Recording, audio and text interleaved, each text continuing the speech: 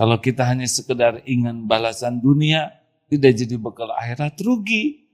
Karena semua akan ditinggalkan di dunia ini. Jadi kalau kita beramal, pahala dari Allah itu mencukupi dibanding dengan apa yang kita inginkan dari dunia ini. Misal sholat. Nikmat sholatnya tuh khusyuk. Nah itu ciri-ciri tuh. Itu amal yang bakal diterima. Kalau sholatnya udah nggak betah, gesit, tangkas, ngelantur, itu ciri-ciri juga. Ciri-ciri apa? Mau sholat tuh berat, dan lihat imam yang panjang tuh enak aja bawaannya. Itu sudah merupakan ciri bahwa kita tidak menikmati sholat. Kan salah satu ciri orang yang sholatnya buruk itu adalah menunda-nunda waktu sholat dan tidak menyukai berlama-lama dalam sholat. A'udzu billahi minasy syaithanir rajim. Allahumma salli ala sayyidina Muhammad wa ala alihi wa ashabihi ajma'in. Ya Allah, Allahumma aftah lana hikmataka wansur alaina rahmataka ya dzal jalali wal ikram. Allahumma nawwir qulubana binuri hidayatik binuri ma'rifatik kama nawatal ardo binuri syamsi abadan abada birahmatika ya arhamar rahimin. Ya Allah, berkahi majlis ini, bukakan hati kami agar menjadi ahlul yakin padamu ya Allah, menjadi hamba yang istiqomah di jalanmu. Lindungi dari niat yang salah, ilmu dan amal yang salah. Amin ya Allah ya Rabbal Alamin. Apakah Allah sedang memperhatikan kita, hadirin? Apakah Allah tahu pertemuan ini? Yakin? Alhamdulillah. Kalau setiap saat kita yakin Allah menatap kita, mendengarkan, menyaksikan, ini akan membuat kita sangat sibuk. Sibuk menjaga diri, sibuk memelihara diri. Segalanya ciptaan Allah, segala-galanya milik Allah, segala-galanya ada dalam kekuasaan Allah, dan segala-galanya hanya bisa terjadi dengan izin Allah. Oleh karena itu, kalau jarang ingat ke Allah, itulah kerugian yang besar. Karena Allah menolong orang yang ingat padanya dan patuh padanya. Fadhkuruni adzkurkum, maka ingatlah padaku, aku ingat padamu. Kalau kita diingat Allah secara spesial, hati ditenangkan oleh Allah, pikiran dijernihkan, akal dicerdaskan, dibimbing. Allah tahu apa yang terbaik bagi kita. Allah tahu persoalan kita, lebih tahu dari kita sendiri. Dan Allah tahu persis jalan keluar yang terbaik. Dan hanya dengan izinnya. Oleh karena itu, masalah terbesar kita adalah kurang ingat kepada Allah. Dan kurang patuh kepada Allah. Selebihnya ada dalam kekuasaan Allah. Tidak ada yang perlu kita takutkan dalam hidup ini selain takut jauh dari Allah Subhanahu wa taala. Takut Allah tidak suka kepada kita. Ini yang harus kita waspadai dalam hidup. Karena kalau Allah tidak suka kepada kita, sudah habis kita itu. Segala-galanya milik Allah. Segala-galanya dalam kekuasaan Allah. Apapun yang kita inginkan, pasti dikuasai oleh Allah. Tidak akan datang tanpa izinnya. Apapun yang kita takuti, pasti ada dalam genggaman Allah. Tidak bisa menimpa kita kemudaratan tanpa izin. Masya Allah. Baik.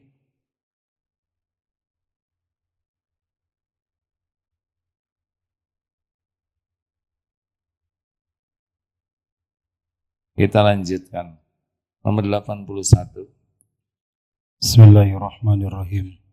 Innama ja'ala ad-darul akhirah mahalan li jazaa'i ibadihil mu'minin.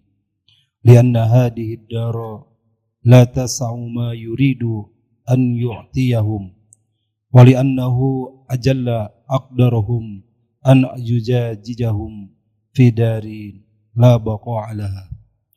Sesungguhnya Allah menjadikan akhirat untuk tempat pembalasan bagi hamba yang mukmin. Sebab dunia ini tidak cukup untuk tempat yang akan diberikan kepada mereka. Juga karena Allah sayang akan memberikan balasan pahala mereka di tempat yang tidak kekal. Rasulullah Shallallahu Alaihi Wasallam menceritakan apa yang disabdakan atau difirmankan Allah Ta'ala. A'dadtu li ibadiyas salihin ma la 'ainun ra'at wala udunun sami'at wala khatara biqalbin bashar. Aku telah sediakan untuk hambaku yang saleh apa yang belum pernah dilihat oleh mata atau didengar oleh telinga atau tergerak dalam hati manusia. Masya Allah, dunia ini fana, akhirat itu kekal. Dunia ini kecil, akhirat itu luas. Jadi sayangnya Allah kepada orang yang beriman itu tidak cukup dunia ini dan terlalu ringkas dunia ini. Maka kita tidak usah berharap imbalan dunia dari apa yang kita lakukan dalam pengabdian kepada Allah, kecuali dunia yang bisa jadi bekal akhirat. Jelas hadirin? Kalau kita hanya sekedar ingin balasan dunia, tidak jadi bekal akhirat, rugi. Karena semua akan ditinggalkan di dunia ini. Jadi kalau kita beramal, pahala dari Allah itu mencukupi dibanding dengan apa yang kita inginkan dari dunia ini. Ada ahli ibadah seperti ahlu sufah di zaman Rasulullah SAW, nyaris tidak punya rumah, tinggalnya di masjid. Padahal imannya begitu teguh, padahal akhlaknya begitu mulia, ibadahnya begitu khusyuk. Kenapa Allah tidak memberikan kekayaan? Sedangkan ada kaum kafirin musyrikin Quraisy yang kaya raya. Ya karena dunia memang bukan untuk alat ukur balasan dari Allah. Banyak orang-orang soleh yang Masya Allah hidupnya sangat bersahaja, tapi orang yang sangat mengingkari Allah dikasih dunia berikut isinya yang begitu melimpah ruah. Dan kita tidak perlu iri hadirin. Jangan iri kepada yang dikasih duniawi. Jangan kagum kepada orang kaya yang dikasih dunia. Karena rezeki itu cuma 3 saja. Yang dimakan jadi kotoran, yang dipakai jadi usang, dan yang nafkahkan di jalan Allah. Mungkin kaya, tapi kalau dibelanjakan di jalan Allahnya sedikit, dia sedikit juga rezekinya. Jangan merasa gagal dalam hidup ini kalau kita tidak memiliki kekayaan seperti orang lain. Dan jangan ngukur kesuksesan anak-anak kita dari kekayaan, dari omzet. Tidak, ukurannya adalah inna akramakum indallahi atqakum. Alat ukur kesuksesannya 1, tingkat keyakinan ke Allah, 2, tingkat kepatuhan kepada perintah Allah, dan yang ketiga tingkat kepasrahan. Makin yakin, makin patuh, makin pasrah, makin berkedudukan tinggi di sisi Allah. Hadirin sekalian, selanjutnya satu lagi yang 82 ya. Man wajada samrata amalihi ajilan fahuwa dalilun ala wujudil qubuli ajilan. Siapa yang dapat merasakan buah dari amal ibadahnya di dunia ini, maka itu dapat dijadikan tanda diterimanya amal itu oleh Allah kelak. Siapa yang bisa merasakan buah dari amal ibadahnya di dunia, itu tanda-tanda diterimanya oleh Allah amalnya. Begini, misal sholat. Nikmat sholatnya tuh khusyuk. Nah itu ciri-ciri tuh. Itu amal yang bakal diterima. Kalau sholatnya udah nggak betah, gesit, tangkas, ngelantur. Itu ciri-ciri juga. Ciri-ciri apa? Mau sholat tuh berat. Dan lihat imam yang panjang tuh enak aja bawaannya. Itu sudah merupakan ciri bahwa kita tidak menikmati sholat. Kan salah satu ciri orang yang sholatnya buruk itu adalah menunda-nunda waktu sholat dan tidak menyukai berlama-lama dalam sholat. Kalau orang yang sudah diberi nikmat oleh Allah, itu merindukan sholat dan menikmati sholat yang panjang itu. Al-Quran, orang yang kira-kira diterima bacaan Qurannya, kangen kepada Quran.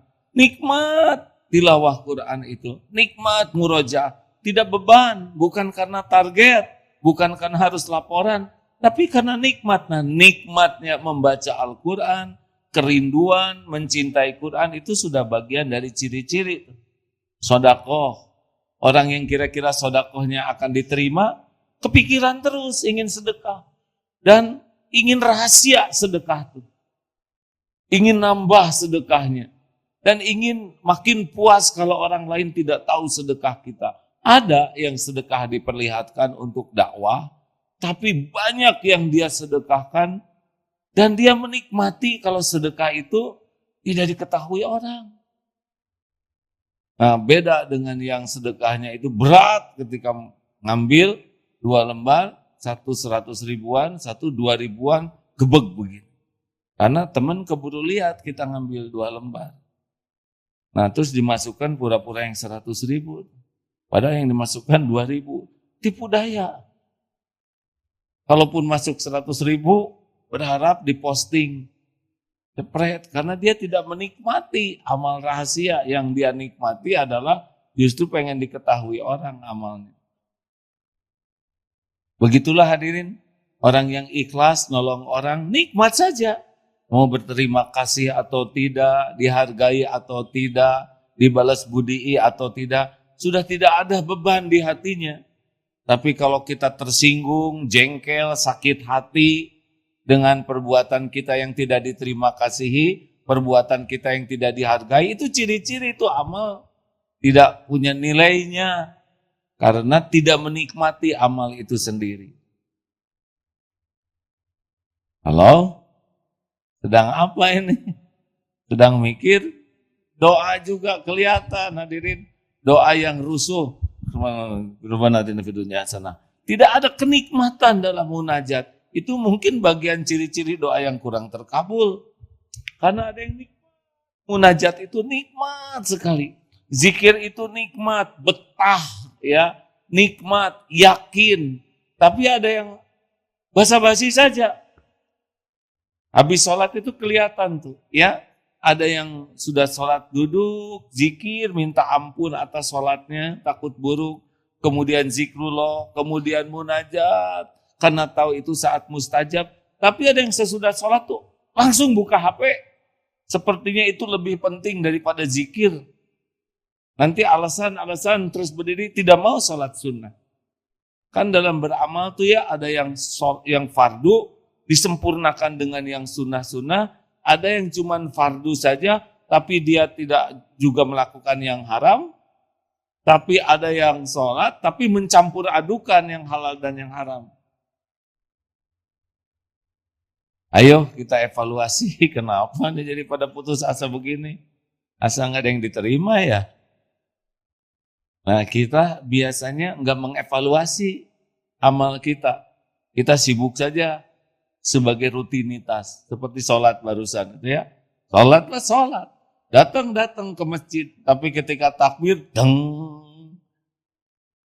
pergi aja kemana-mana urusan pekerjaan yang tadi, apa yang akan dikerjakan, kesenangan, atau ya macam-macam. Nanti mendarat lagi pada waktu salam. Alhamdulillah udah selesai, gitu. Nah ini harus dievaluasi karena tanda-tandanya amal kita diterima menurut beliau ini adalah diberikan nikmatnya ketika beramal. Ya sederhananya sholat yang diterima Allah itu sholat yang diberikan nikmatnya. Khusyuk, wah kalau gitu selama ini nggak ada yang diterima dong. Ya, kita perbaiki saja mulai saat ini ya. Mudah-mudahan ada yang diterima oleh Allah walaupun kita tahu buruk amal-amal kita. Makanya jangan ujub. Nih hadirin, mana yang lebih harus menghibah rahmat Allah? Dalam berbuat taat atau dalam berbuat maksiat? Ada yang jawab. Mana yang harus banyak memohon rahmat Allah? Kasih sayang Allah dalam taat atau dalam ketika kita tergelincir berbuat maksiat? Taat atau maksiat? Dua-duanya ujungnya, dua-duanya. Tapi yang harus lebih menghibah adalah ketika taat. Dua-duanya harus mengharapkan rahmat ya. Dan wa illam taghfir lana wa tarhamna lanakunanna minal khasirin. Kenapa? Karena orang kalau sudah berbuat dosa itu nalurinya itu takut ke Allah tuh. Aduh, takut. Ini naluri bagus. Tapi kalau sudah berbuat taat, nalurinya suka jadi ujub. Merasa lebih soleh dari orang lain. Suka jadi sombong, meremehkan orang lain. Ini lebih bahaya. Orang bikin dosa jadi takut ke Allah. Saya tidak menganjurkan bikin dosa, hadirin ya. Orang bikin dosa kan jadi ketakutan. Nah, takut ke Allah yang membawa dia tobat itu lebih baik daripada amal yang dia beramal tapi jadi ujub dan takabur. Kurang gimana iblis taatnya sebelumnya. Tapi mengantarkan dia aba wastakbaru, jadi sombong. Makanya hati-hati nih, yang rajin ke masjid, rajin ngaji, rajin saum, itu harus sungguh-sungguh minta rahmat Allah. Jangan sampai kita jadi ujub, merasa suci diri, merasa lebih dari yang lain. Ada ayatnya, yang jangan merasa diri suci itu. Karena kalau dirinya merasa suci, udah masuk ke ujub. Ya silakan dibacakan. Oh, belum? Gak apa-apa. Harusnya saya hadirinnya yang ngomong. Tapi kan harus berbagi ladang amal dengan yang lain. Selalu ada alasan, ya. Ya, baik. Segitu saja ilmu al-hikamnya. Ada yang akan didiskusikan? Ada? Surat An-Najm ayat 32. An-Najm ayat 32. أعوذ بالله من الشيطان الرجيم الذين يجتنبون كبائر الإثم والفواحش إلا اللمم إن ربك واسع المغفرة هو أعلم بكم إذ أنشأكم من الأرض وإذ أنتم أجنة في بطون أمهاتكم فلا تزكوا أنفسكم هو أعلم بمن اتقى. Yaitu mereka yang menjauhi dosa-dosa besar dan perbuatan keji, kecuali kesalahan-kesalahan kecil. Sungguh Allah Tuhanmu maha luas ampunannya. Dia mengetahui tentang kamu sejak Dia menjadikan kamu dari tanah. Lalu ketika kamu masih janin dalam perut ibumu, maka janganlah kamu menganggap dirimu suci. Dialah Allah mengetahui tentang orang-orang yang bertakwa. Sudah mengunci itu ya. Allah tahu siapa diri kita. Ada yang berkata, saya itu sudah tahajud, sudah saum, sudah baca Quran sehari sejuz, tapi kenapa masih begini-begini juga? Gampang nanyanya. Memangnya tahajudnya khusyuk?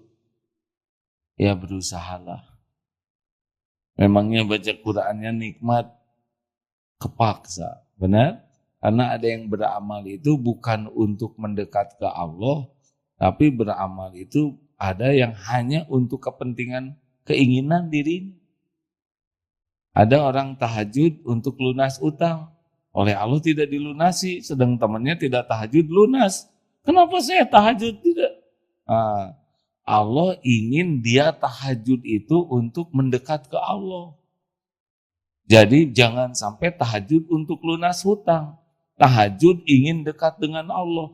Di antara doa sesudah tahajud minta lunas utang. Jadi lunas utang itu jangan jadi tujuan utama. Tapi jadi ya itu mah Allah juga udah tahu kita punya utang.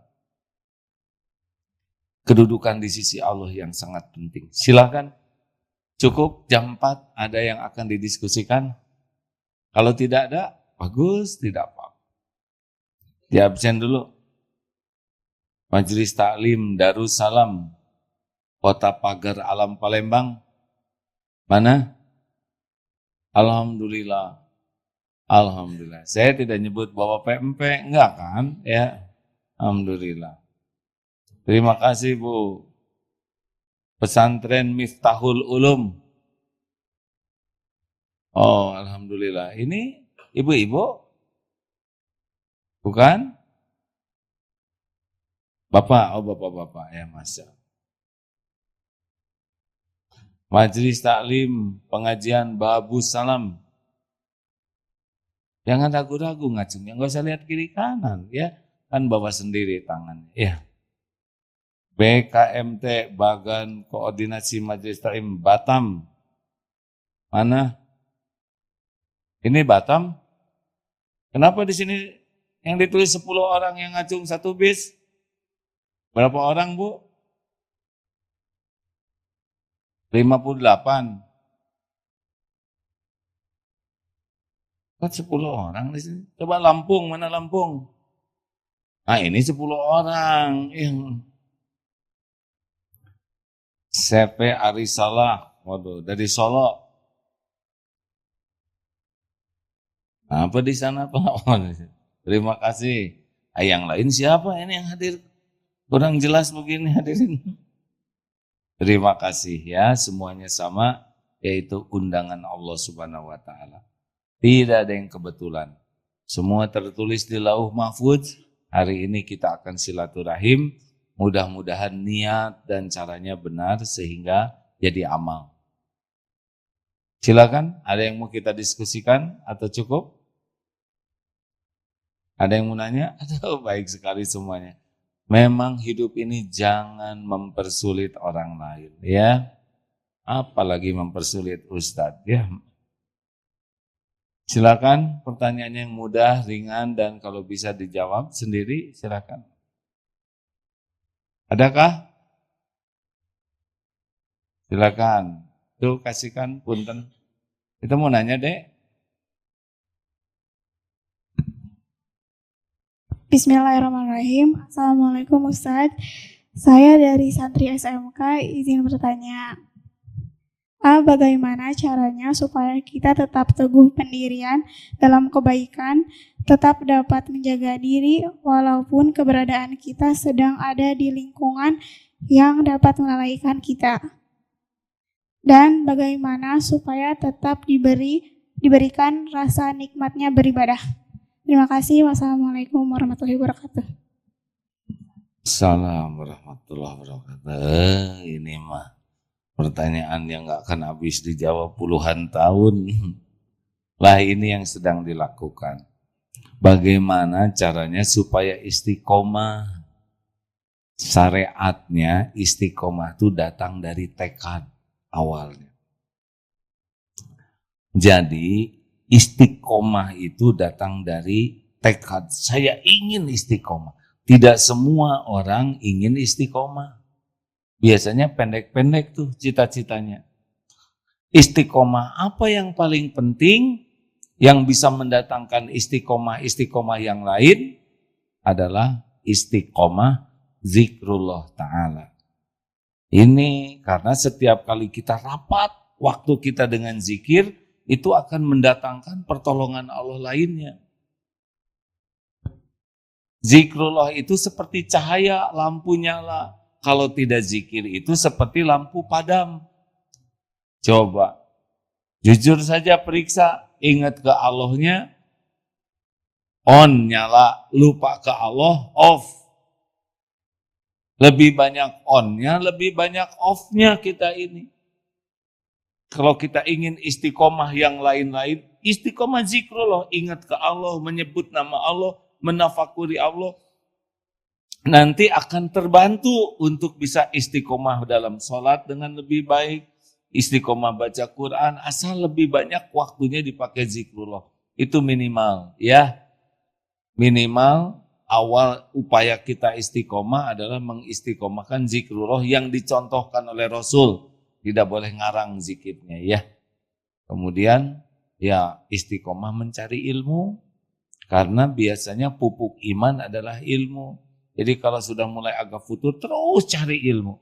Kan ihris ala ma yanfa'uk wasta'in billah wala ta'jaz. Ini sabda Rasulullah. Bersegeralah, bersungguh-sungguhlah, bersemangatlah, antusiaslah kepada yang bermanfaat bagimu. Apa yang bermanfaat bagi kita? Ilmu. Jadi kita harus semangat terus mencari ilmu. Karena itulah yang akan mendatangkan kekuatan iman dan amal. Apalagi yang harus ihris ala ma yanfa'uk adalah amal soleh. Kita harus semangat terus untuk beramal. Semangat, antusias. Kalau perkara imbalan, itu nggak akan kemana-mana. Kalau kita ikhlas, ngejar kok. Apa yang untuk kita tidak akan ke siapa-siapa. Berkawan dengan yang baik, ya deh ya. Berkawan dengan orang-orang dan lingkungan yang baik itu juga. Yang tidak kalah pentingnya, kalau ingin istiqomah selalu doa. Yang ini doa ini paling sering dipanjatkan Rasulullah SAW. Doa istiqomah. Ya muqallibal qulub, tsabbit qalbi ala dinik. Itu doa yang paling sering dipanjatkan Rasulullah SAW. Minta istiqomah. Wahai pembulak-balik hati, tetapkan hati ini dalam agama. Doa lainnya, Rabbana la tuzigh qulubana ba'da idh hadaitana wa hab lana min ladunka rahmah innaka antal wahhab. Itu juga minta supaya tidak dicabut nikmat hidayah. Kalau doa dari ulama, kalau tidak salah, Allahumma rzuqnal istiqomah, minta diberikan istiqomah. Ya, lainnya satu, ya dua nanti di belakang.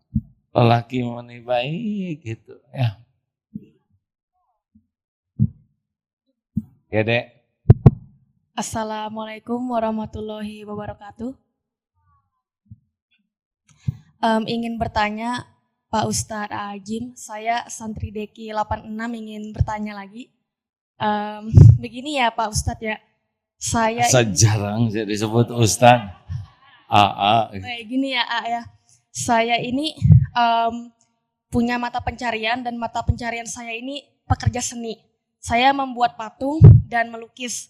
Sedangkan mata pencarian saya ini secara agama itu sangat ditentang. Misalkan kalau saya bikin patung, dibilang, wah kamu bikin berhala, bla bla bla.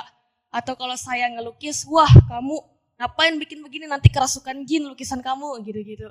Nah, yang saya mau, bagaimana caranya saya fokus beragama, mengumpulkan ilmu-ilmu agama, tapi tetap kepada saya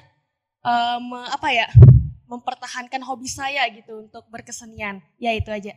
Atau patungnya jangan patung makhluk hidup. Tapi emang secara ini saya bikinnya patung begitu, Pak Ajib. Ini teh mau jawab sendiri atau mau dikasih jawabannya? Saya minta saran aja gimana caranya saya bisa menjalankan dua-duanya gitu. Iya, kalau senang bikin patung karya seni, jangan yang dilarang. Misalkan membuat patung makhluk hidup. Kan banyak karya seni lain tanpa harus bikin patung makhluk hidup. Contohnya apa Pak Ajim? Pak Ajim. Saya gugup, maaf saya gugup. Cari sendiri. Saya udah mencari tetapi Masa semua karya seni cuma patung gitu? iya, saya udah mulai meninggalkan patung lah karena kan saya waktu itu bikin patung ukuran manusia tapi saya hancurin. Nah, akhirnya saya melukis. Ketika saya melukis itu tetap dilarang walaupun saya melukis serealis apapun. Dilarang. Katanya nanti kerasukan jin, lukisan kamu gak usah ngelukis lagi bla bla bla. Tapi sedangkan bakat saya di situ dan Tuhan itu kan suka estetika dan seni gitu. Bukan begitu estetik. Allah itu maha indah dan mencintai indahan. Bukan Allah itu maha suka estetika. Ya. Iya, menciptakan. Ini Allah menciptakan keindahan. Masjid ini didesain indah, benar? Ya, benar. Coba nanti cari ya. Lengkapi lagi ilmunya. Banyak orang seni itu bagian daripada indahnya Islam. Azan itu pakai seni suara, betul tidak? Baca Quran itu pakai seni juga. Kaligrafi juga itu seni, tulisan indah. Orang yang punya selera seni itu cenderung indah. Tinggal digeser dari yang tidak boleh menjadi yang boleh. Nah, nanti kita cari sama-sama, maksudnya sama masing-masing aja nyari ya. Iya Pak, makasih ya Pak. Gosip lagi ya. Saya juga menyukai seni ya. Seni ngitung untung misalkan. Kepemimpinan itu seni, hadirin. Seni berpuisi, itu di zaman Rasulullah itu kesenian berpuisi itu sesuatu yang sangat terhormat. Jadi naluri senang seni ini karunia Allah. Tinggal kita manfaatkan apa yang Allah sukai. Dalam dakwah banyak ladangnya seni. Semangat kan? Ya, makasih ya Pak Ajim.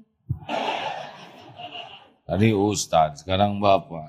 Ya sudahlah, itu seni. Terakhir. Yang belakang silakan. Assalamualaikum warahmatullahi wabarakatuh. Alhamdulillah, waalaikumsalam warahmatullahi wabarakatuh. Saya dari Majelis Taklim Darussalam, Kota Pagar Alam, Sumatera Selatan, ingin menanyakan tentang bertasbih. Tenang dulu Bu, ya. Saya nggak lihat jasadnya ini di sebelah mana nih. Boleh acungkan tangan Bu? Oh itu, ya. Khawatir Bu, karena tidak ada yang ketahuan, tiba-tiba ada suara kan kami harus waspada. Ya Bu, silakan. Oh ini, tuh siapa yang ngacung tadi ngaku-ngaku. Terima kasih Bu, maaf ya Bu ya. Yang ngacung di belakang istighfar. Ya Bu, mari Bu. Saya dari Majelis Taklim Darussalam, Kota Pagar Alam, Sumatera Selatan.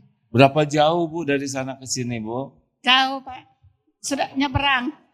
Iya jauh. Ya, nyebrang lautan Pak. Oh iya benar ya. Itu di Sumatera kan Bu? Sumatera. Iya. Di kaki jauh. Gunung Dempo Pak. Yang ingin saya tanyakan, bagaimana secara bersikir yang benar, apakah yang secara sir, apakah secara jahar? Soalnya saya pernah melihat orang tuh sambil dagang kan terus ini gini baik. Tapi ada yang diam dia secara berzikir. Jadi yang mana yang sebaiknya? Zikir itu ada 4. Zikrullah itu ada yang bil lisan. Ada yang pakai akal pikiran, tafakur. Itu nggak ngomong ya, tapi menafakuri. Ada juga yang dengan arkan, dengan tubuh ini patuh kepada perintah Allah. Itu zikrullah juga. Ada yang hatinya ingat aja ke Allah. Ada baca Quran, itu juga zikir. Ada sholat, ada jihad fisabilillah. Jadi Allah menyediakan beragam jenis zikrullah yang intinya 4 tadi. Lisan, hati, akal, tubuh. Ya, gitu. Ya terima kasih. Assalamualaikum warahmatullahi wabarakatuh. Jauh-jauh. Waalaikumsalam warahmatullahi wabarakatuh. Bu, berapa jam naik apa Ibu? Pakai mikrofon, Bu. 2 hari 1 malam. Ibu? Naik bis 2 hari 1 malam. 2 hari 1 malam. Sudah nginap di Jakarta 2 malam. 2 malam? Iya, Pak. 2 hari 1 malam atau 2 malam? Oh, di Jakarta 2 malam. Terus dari Hari sana, ini ketiga hari. ini hari ketiga. Hari ketiga. Dari sini mau kemana lagi? Insya Allah diberikan kesehatan kami mau pulang besok. Masya Allah. Ini ibu-ibu semua ya? Ibu-ibu semua Masya Allah. Tahu Darut Tauhid dari mana, Bu? selalu nonton di TV. Kan pernah ada di tayangan di TV AA ceramah. Oh. Jadi pingin ketemu A dengan secara tempatnya, yang aslinya ya, baru ketemu ini ya. Selalu.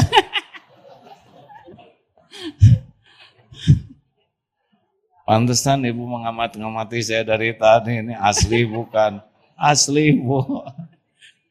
Selama ini hanya lihat di TV aja A. TV apa, Bu? Ya sering kalau ketemu nyetel tuh. Ada aja gitu ya? Ya ada. Jadi Kenapa di TV saya nggak ada, Bu? Iya, Bu, terima kasih. Saya menghargai sekali Ibu 2 hari 1 malam naik bis ke Mekah aja cuman ke Madinah 9 jam. Iya, itu lebih jauh dari Mekah, Bu, ya. Kalau naik bis ya. Masya Allah. Sepanjang jalan ngapain aja itu, Bu, 2 hari 1 malam? Soalnya jalan ya macam-macam, soalnya 54 orang Pak. Ada yang berzikir mungkin, tapi ada yang kan tidur juga capek 2 hari 1 malam. Bu. Duduk aja gitu seharian. Iya Pak, di mobil duduk, tunggu sampai baru turun. Bener hadirin, tunggu sampai baru turun. Iya, Bu, itu benar sekali, Bu. Justru yang tidak boleh itu lagi jalan Ibu turun ya. Ibu teh lucu. Tapi benar ya kan?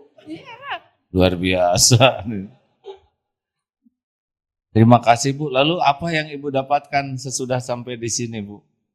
Insya Allah saya tuh merenung, memang yang terangkan tuh ya seharusnya gitu. Saya mau belajar. Belajar merenung yang terangkan tadi itu. Jadi Ibu belajar merenung. Supaya husu maksudnya Pak. Maksudnya supaya husu itu berarti direnungkan dulu supaya husu. Jangan. Iya, Bu. Alhamdulillah ya, Bu. Berarti masih segar semua ya? Alhamdulillah masih 54-nya walaupun berjam-jam itu tetap segar ya, Bu? Tetap segar. Alhamdulillah. Doakan aja sampai Harum apa biasanya coba di bis? PPO ya. Cing sehat ya, Bu. Alhamdulillah. Kalau saya kalau udah kelamaan di bis tuh harumnya beda. Balsem, PPO ya. Terima kasih Ibu. Terakhir siapa yang tadi dari Miftahul Ulum? Ada yang mau menyampaikan kah? Terima kasih, Bu. Ini perwakilan bapak-bapak, kasihan tidak ada sama sekali. Dek, tolong. Miftahul Ulum. Mana? Sudah? Oh, mau bicara? Oh, maaf, Pak.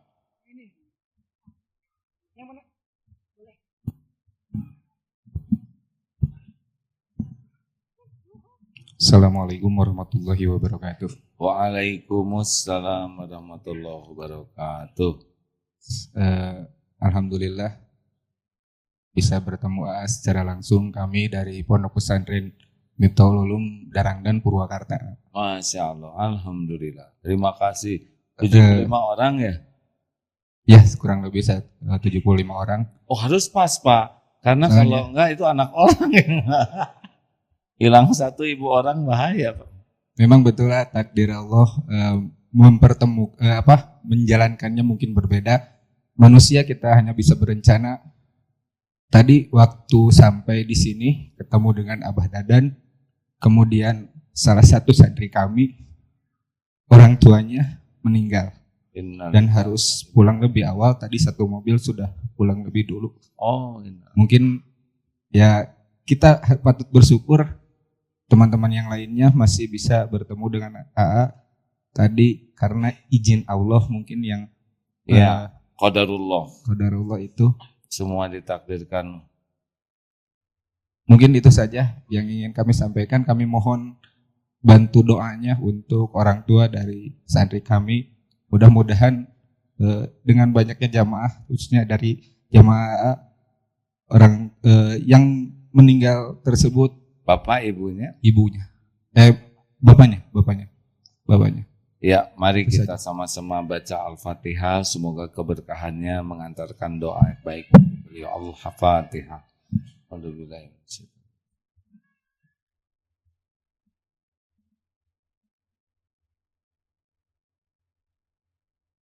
Allahumma gfir lahu warhamhu wa'afihi wa'fu anhu. Mudah-mudahan Allah yang Maha mendengar mengampuni seluruh dosanya ya Allah, memberikan curahan rahmat, melapangkan kuburnya, meringankan hisabnya, dan mengumpulkan keluarga ini di surganya. Amin ya rabbal alamin. Ya, begitulah ajal ya. Makanya kita harus selalu siap dengan perpisahan.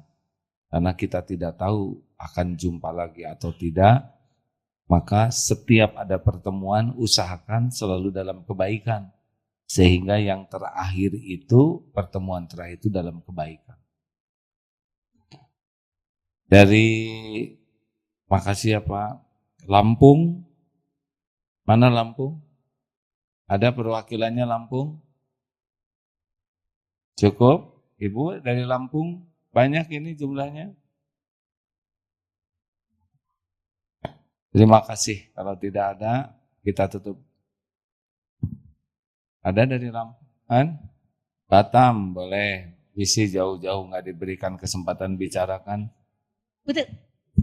Ibu mau kemana? Sekali ini baru pas. Oh, mau berdiri juga boleh. Sok, apa yang membuat ibu puas aja? Ya. Kenapa ibu? Assalamualaikum warahmatullahi wabarakatuh. AA. Assalamualaikum warahmatullahi wabarakatuh. Kami ibu-ibu Majelis Taklim dari dari Majelis Taklim Bundo Kanduang Kota Batam. AA. Kami ingin tanya. Ya Bu. Bagaimana caranya Pak supaya doa kita tuh di mana tempatnya supaya khusyuk. AA. Tunggu dulu doanya. Ibu lucu gerakannya. Gimana Bu? Jadi ibu nanya apa? Lagi Pak. Ibu teh minta doanya, minta Iya. khusyuknya. Di mana tempatnya doa? Di mana tempatnya? Oh, kita berdoa tuh supaya khusyuk. AA. Di mana tempatnya? Doa kita Supaya khusyuk. yang khusyuk. Di mana ya Bu? Ya. Di mana mau? Caranya. Oh caranya. Ibu tenang Bu, ibu gugup ya. Kalau di mana itu tempat. Di mana tempatnya doa kita? Caranya. Di mana caranya doa kita tuh supaya khusyuk. Oh. Ibu bicara khusyuk gitu gimana caranya? Di mana tempatnya?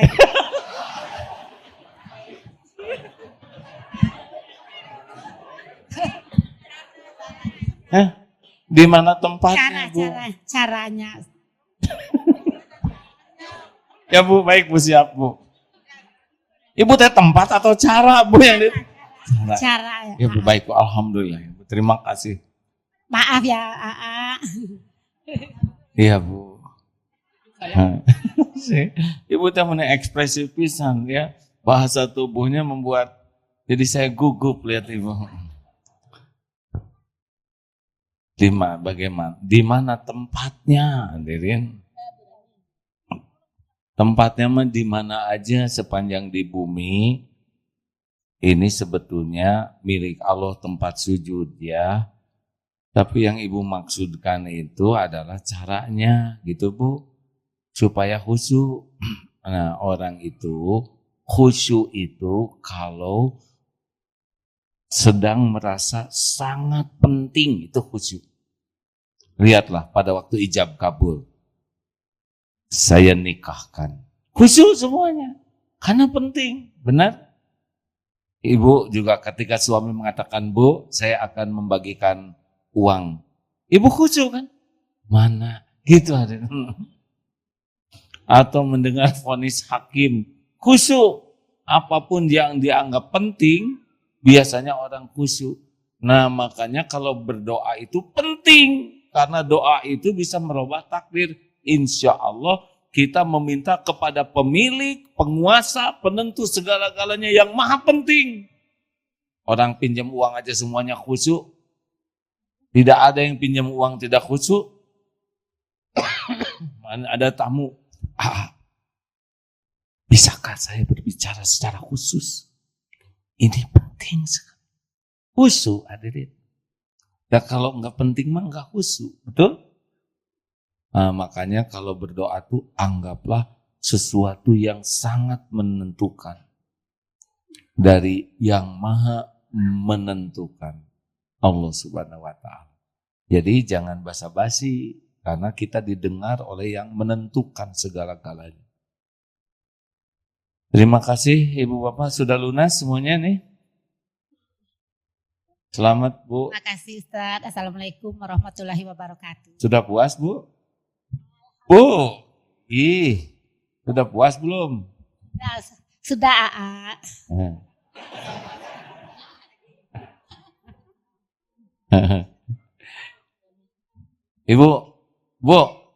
Ibu tak dengar. Ya. Kenapa Ibu kesini? Kepingin ketemu AA. Mau apa Bu? Saya sudah punya istri Bu. Masya Allah. Ilmu AA. Benar ilmu. Alhamdulillah. Bayangkan dari Batam, dari Purwakarta, dari Pagar Alam, dari Lampung, Masya Allah. Dari Solo dan dari berbagai tempat. Itu saya membayangkan setiap langkahnya itu, Pak, catatannya di sisi Allah ada.